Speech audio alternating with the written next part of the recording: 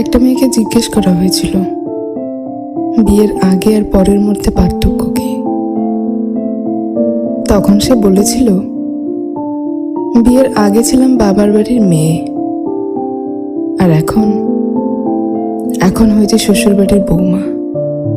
আগে আমার মুখে সবাই খাবার তুলে দিত, আর এখন আমাকে সবার মুখে খাবার তুলে দিতে হয়।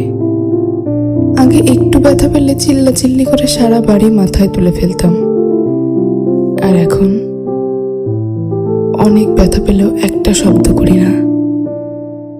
আগে হাসার জন্য মা বকতো, আর এখন কাঁদতে গেলেও ভয় হয়।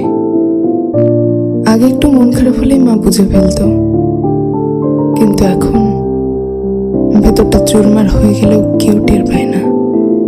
আগে ভাবতাম বাইরের জগৎটা অনেক শান্তি, কিন্তু এখন বুঝি মায়ের আঁচলের নিচেই শান্তিতে ছিলাম।